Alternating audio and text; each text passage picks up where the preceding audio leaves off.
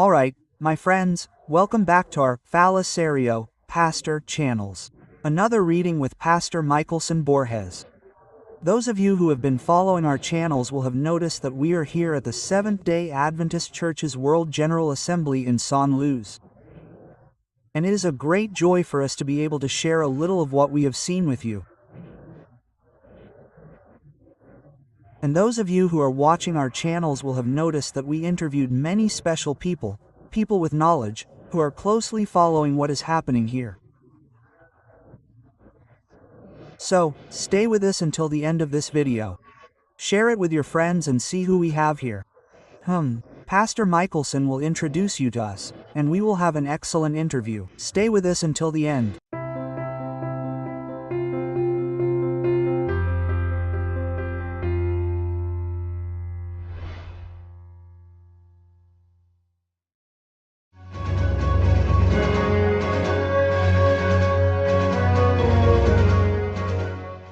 So, let's go for another interview here on our channels. Falasario, Pastor, and another reading. And I am very happy because, besides being someone who will certainly provide us with very interesting and relevant information, he is a friend.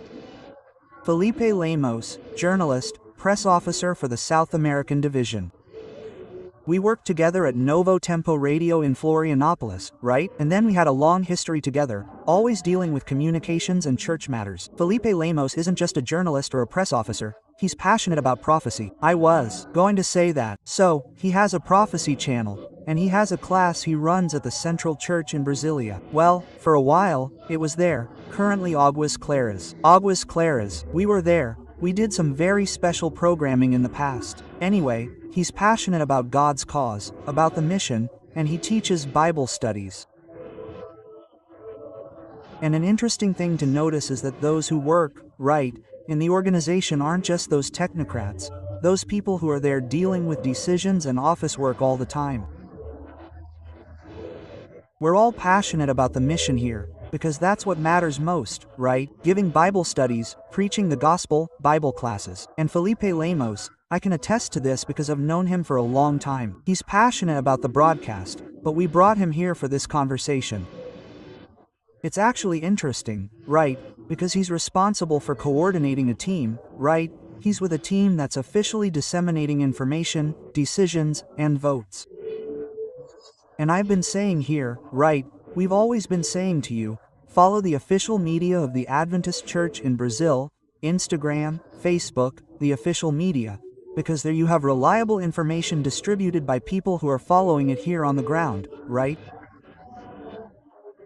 And we're trying to collaborate in some way, interviewing people, providing some information through our channels, always working in partnership. We just spoke with Pastor Geraldo, and one of the key points we heard here, spoken by a delegate, is that unity is important. The church, we've seen here in the plenary, right? So many moments of prayer for unity, right? So, supporting ministries, the official ministries always working in accordance, for the mission, always in that direction. Well, Felipe Lemos, you're a journalist and you're here working, active, you woke up at 5 a.m. today, see, you're here, you set aside a few minutes for us, but they'll let you go soon because I know things are hectic. Felipe, you've participated in several general assemblies of the church, and here we are, right, in this one that elected a South American and Brazilian president for the first time, right? What can you tell us about the information you've collected, distributed, published, recorded, the tone of this assembly and interesting behind-the-scenes stuff too? Well, it's a pleasure to be with you, friends, Pastor Eleazar, Pastor Michelson. It's a pleasure to be able to speak to this good and dear audience of the channels there. Well, this is my 4th time participating in this coverage. Well, it's been a privilege to be inspired, not only by the biblical messages presented morning and night, which is normal, people see on the broadcast, but also by the way decisions are made. We also see the hand of God in the way decisions are made. And then you mentioned, for example, appointments or elections, right, to be more specific. Here, elections actually take place, because here the church assembly meets, right? Here, it's not a representative steering committee. Here, there are volunteer members. Here, there's a church pastor. There are places that send teachers, counselors, health workers. Everyone is deciding together, discussing together. Yes, it's very beautiful. Not many churches in the world do this kind of thing. I even doubt that any do exactly as the Adventist Church does. I don't think so.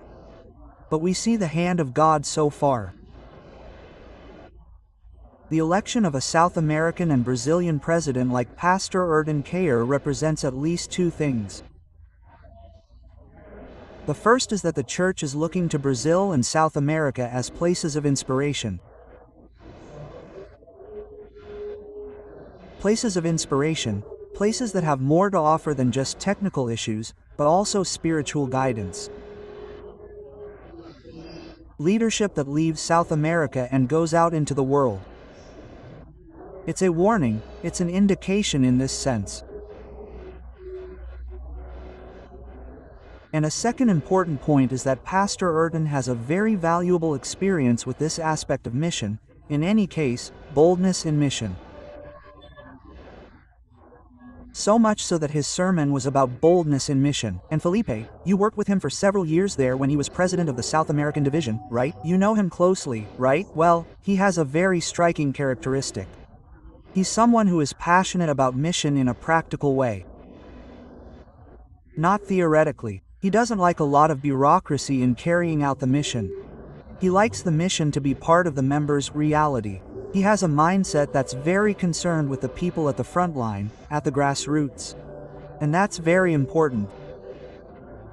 And of course, I'm not saying that the presidents who preceded him didn't have this concern, but what Pastor Urton can perhaps offer as a unique difference is his energy to ensure that this focus is never lost. Because unity is very important, but it needs to be a unity with a mission.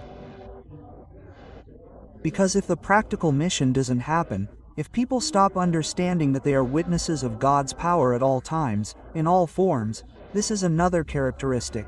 He's not afraid to test methodologies, he's not afraid to test technologies. Yes, we're using technology here. You use technology a lot.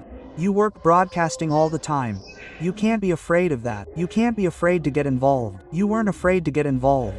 I remember that Pastor Michelson, who's been in this market for much longer, wasn't afraid to get involved when many said, "No, it's not good here." But he got involved. So, this is the guiding spirit of the pastor's leadership. Let's enter, of course, carefully and without losing the biblical essence and Adventist identity. Never, never giving up, not giving up any principle, but giving up having just one or two methodologies. Let's enter different platforms. Let's think about how to reshape the very way the church's resources are allocated for cross-cultural mission, which is a huge challenge. We're not talking here about evangelizing just Christians. We're talking about the challenge of evangelizing people of religions that aren't naturally sympathetic to Christianity, but Adventism must be present there as well. Every tribe, nation, language, people. Revelation chapter 14. That's what Revelation chapter 14 is about. It's not just about talking, it's talking to your neighbor, but it's talking to a person of an ethnicity or culture completely different from your own. This is the ambivalent mission of the church, right? Well, in our last interview, Dr. Geraldo made a point. He's one of the delegates here, from Africa, Mozambique, and he shared some very interesting things with us. But one of the things he said that caught my attention was the fact that, by a wide margin, Pastor Urton, there was a complete lack of comments in the plenary. Normally, when someone is elected, when someone is nominated, there are always comments. There's a line there, people volunteer to say something. Look, I have an observation, etc. And it seems his name was unanimous. And then you said something that caught my attention, which is precisely the fact that South America is a message that it is being seen as a positive aspect for the world. And, in other interviews, Pastor Michelson said, we received missionaries, and now the time has come for us to give back to the world what we received. And, So, to such a large extent. Could you talk to us a little about this issue of this broad majority, this acceptance of not having these observations? Quote, "It seems everyone was unanimous in that thought, saying, we want this. Not in the sense of, oh, now we want a radical change, no, but we want to experience something we're seeing, perhaps in the South American division. Would that be it? What could you tell us?" I think the message from the delegates is that they want to see Jesus return. Amen. They want to see the mission taken to its ultimate consequences in a good way. Obviously, the mission that respects those who don't accept the mission of evangelization, but the freedom to do so. I think that's the message. It's not so much a preference for one person, but rather the choice of one, a direction, the work he does. A direction, what he represents that is much greater than himself, right? What Pastor Urton brings is not himself, but what God hopes to do through this kind of more intense direction for a mission that knows no boundaries, that is fearless, that is a bold mission, as he used in the title. So I think this is the message from most of the delegates. Now, obviously, there may be delegates who don't share this opinion, but the fact is that God expects boldness in mission from the leadership of the Seventh-day Adventist Church worldwide. I have no doubt about that. People may even question who the person would be, but they can't question the direction. So, if Pastor Urton, certainly, understanding that he will faithfully work to this promise that was made, right, this is more than a slogan. I understand that in his case, it will be a way of working, and everyone who works to help with this will also have to have this same direction, because this is a biblical direction, right? This is a biblical expectation that we not be afraid, as the apostles were not afraid. He used exactly this in the sermon. He said, "Look, it was said to Peter, Fago, look, don't preach, okay? You'll get arrested." Quote, "Okay, what did they keep doing? Let's preach." Well, but they are not disobeying, no, they are disobeying a human law, but they are not disobeying the heavenly vision. I was not disobedient to the heavenly vision. So this is the same premise that, in my understanding, guides the work that a leader needs to have. I understand that Pastor Urton Keller, the vice presidents, secretary, pastor, and Richard McWhorter, who grew up in the missions, Saudi Arabia, Sri Lanka, worked in several places. He grew up in a missionary environment in Arab countries. This is our current secretary. This is our current executive secretary. And a treasurer, Paul Douglas, who, I've spoken with him twice in 2 interviews, clearly says, I need to reduce administrative resources and increase resources to be allocated to cross-cultural missions. In other words, this is happening, okay? This isn't a future promise. It's already happening today. Felipe, you're in communications, you always have been. I'd like to take this opportunity to talk a little about that too, okay? Pastor Williams Costa Jr.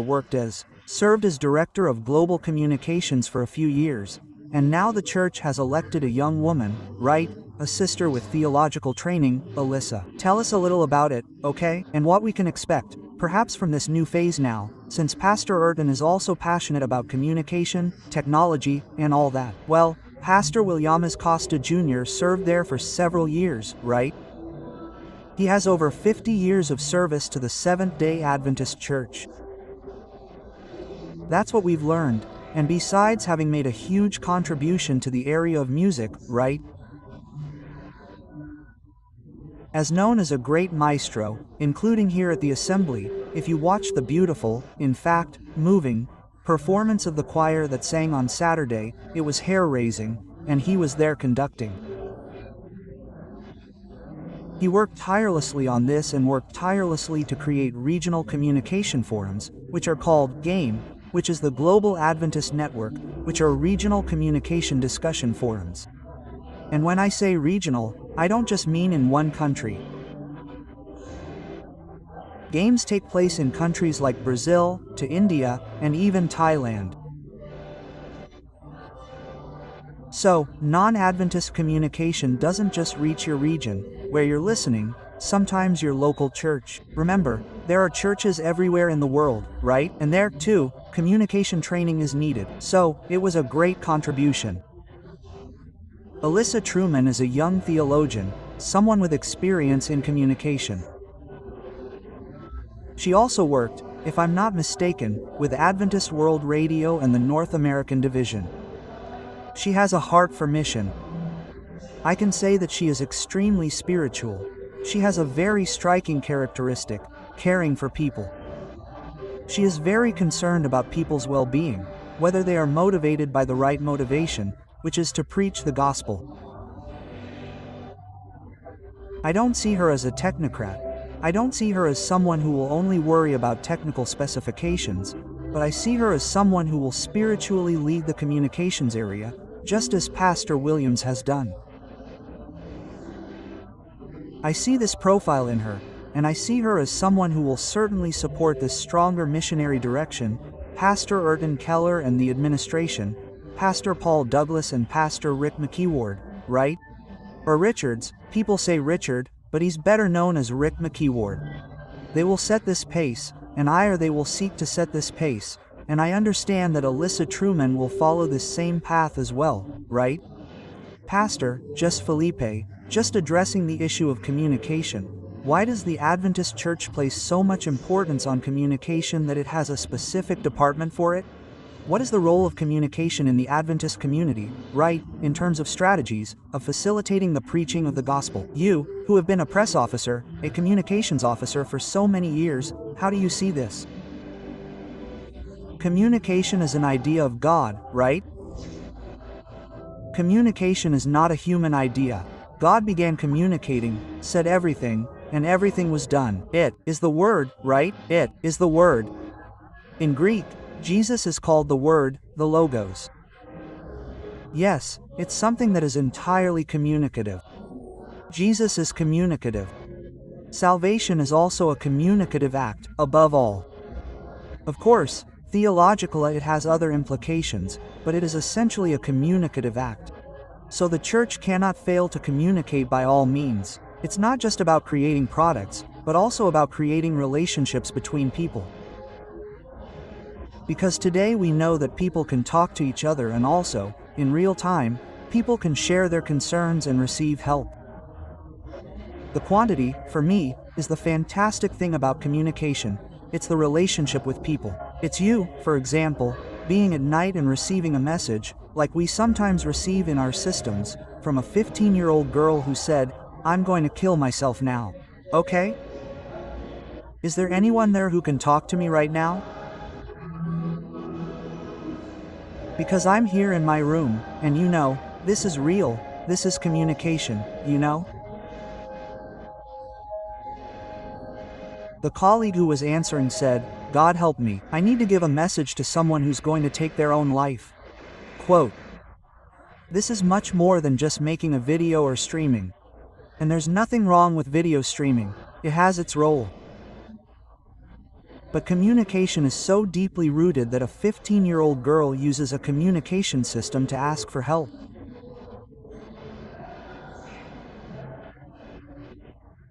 When people in the church, when people who call themselves Adventists and church members understand that communication is also this, they will become part of this area of communication, because they won't feel, well, outside of it. They will feel within a communication that is a relationship with others, that is love for others, that is passion for, as we said, right? Passion for souls, right? Passion for the lives of others. This is communication. So, communication is explained by this, in my opinion. And you touched on a very interesting aspect. Speaking of God as a communicator par excellence. We already noticed this from the very first moments in the Bible. When it tells us that God creates man, it says that he came in the evening to talk, to dialogue, to communicate. Humans fall into sin, God goes, "Where are you, Adam? Let's talk. I want to talk." Then, this relationship is broken. Then the Bible says, God, having spoken in many ways and in many forms to our fathers through the prophets, has spoken to us through his Son, that is, always communicating. And then you'll see God using different forms of communication. And if you'll allow me, for me, one of the most beautiful figures of communication in the Old Testament was the reply, right? Because for me, every typology is a way for God to communicate. And you have a sanctuary that is God communicating and saying, I will save you, and this is how I will use it. And then, for me, the pinnacle of communication is God saying, humans could never fully understand me talking to them. In all my wisdom, if I speak, they won't understand. Quote, so, I'll use another methodology. I've used the sanctuary, I've used prophets, I've used dreams, I've used visions. I'll go in person. I'll go in person to communicate in their language. If that's not the case, the different ways of communicating, of speaking, it's the same thing. The Lamb becoming flesh, right? Jesus Christ coming in person. And then today I'm amazed at how some people resist, for example, different forms of communication. And then you brought us here something incredible, right? Of course, there are people who have gifts for many things, right? Everyone will be a YouTuber, right? Everyone will have a channel, right? Everyone, but there are different ways. And Pastor Tun has always talked about modernizing without worldliness. Modernizing without worldliness, that is, using different methods to communicate something without losing our essence.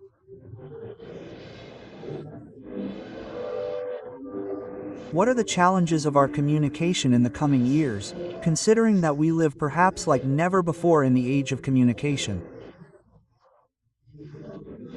People getting closer, this communication through social media that has brought distant people closer and perhaps driven away those who are close. What are our biggest challenges within this new phase of communication? I see some challenges. Well, the first challenge is within our own minds. Yeah. Which is, do I want to communicate with someone who is very different from me, or am I only going to communicate with someone who is just like me, who thinks just like me? That's the first challenge. The church needs to get out. And when I say church, I mean the people and the systems people create to work. I need to get out of my Adventist bubble so that I don't have the spirit of a cult. Why? Because the spirit of a cult, which isn't what the church has, is the spirit of what? It's just for me, it's just for me, it's just my little group. I don't want other groups to be part of my group, no. I need to communicate so that very different people come and be transformed by the power of God and become part of my community too. And then my community will be more beautiful, it will be more flourishing. Second, another challenge we face is an external challenge, in my opinion. The world is offering many completely absurd and unfounded perspectives, narratives, explanations, concepts, ideologies that simply make human beings worse and worse.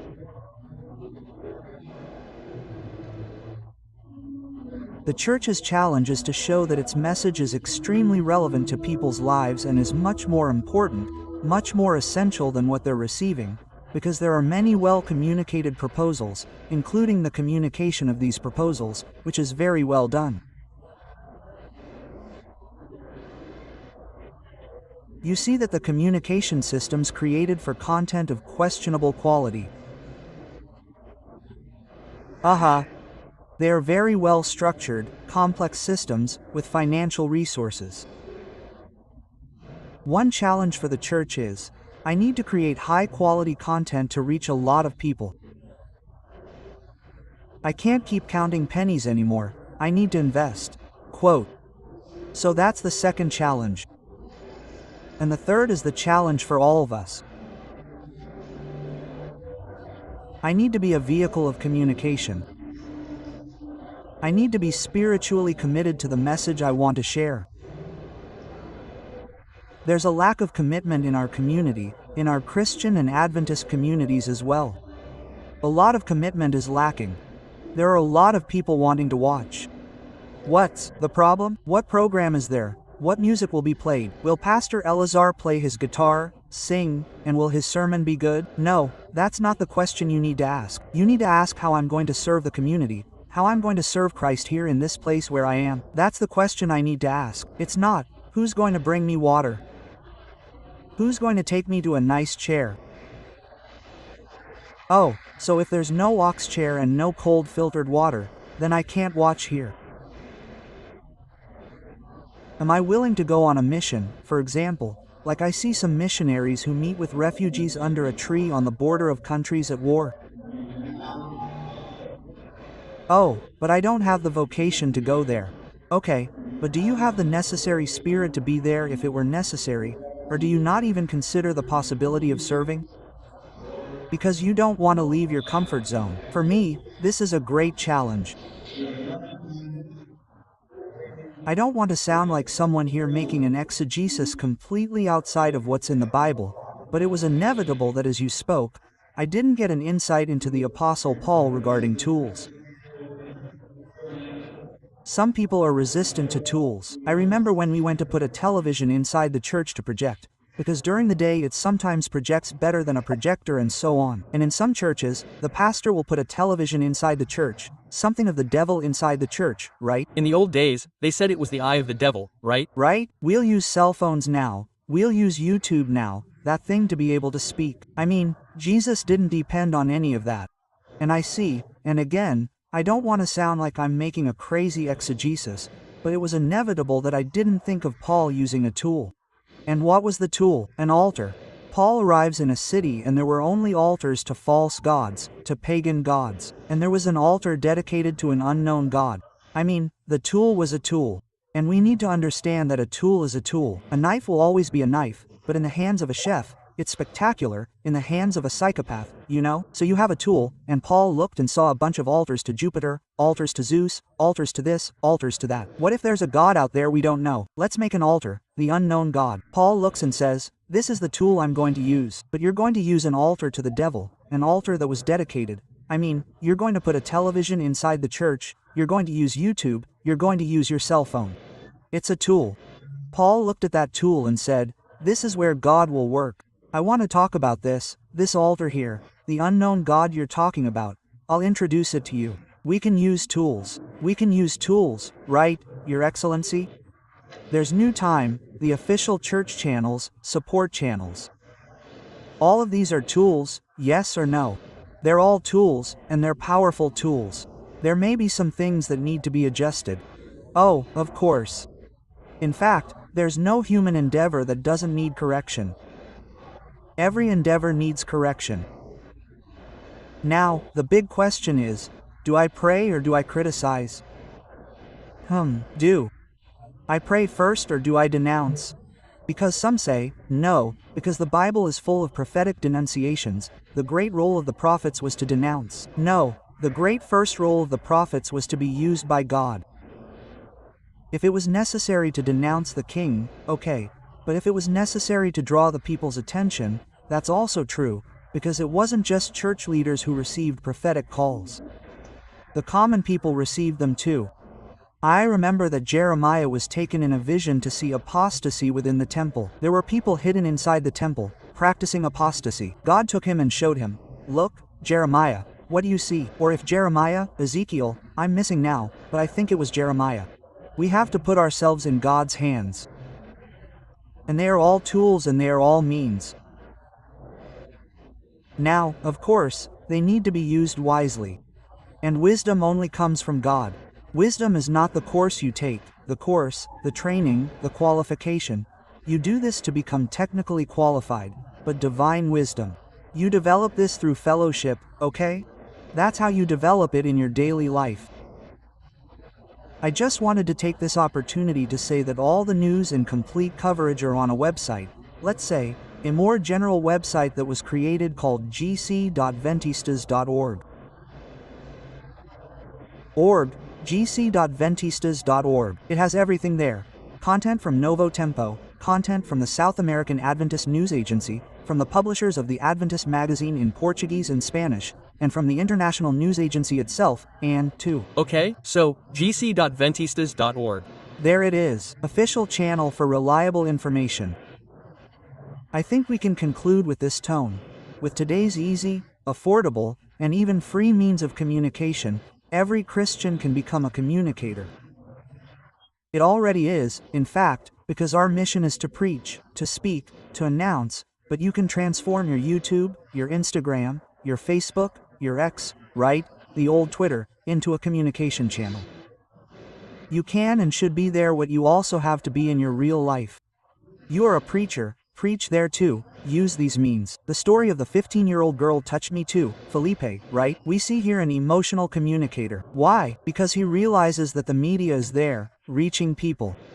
It's not just a message thrown in the wind. These are real people. People who already belong to a church, right? People who might not initially go to a church, to a service, right? And it's wonderful to think that a video like this one, for example, will reach people in such distant places and, who knows, touch a heart, change a thought, to motivate someone. So, please, you who are a Christian, transform your social media into pulpits, into preaching channels, while we have the freedom to do so. Let's do it. Felipe, thank you so much again for taking this time for us. I know it's precious. God bless your work, your life, your dear family, okay? And let's continue together, right? Supporting the cause, fulfilling the mission, maintaining the identity, following these guidelines that are not just a slogan, they are the church's way of life. A big hug. Keep following the channels here. Falisario Pastor, Another Reading, and the church's official channels to stay well informed about the progress here, in St. Louis, and around the world. A big hug. God bless you.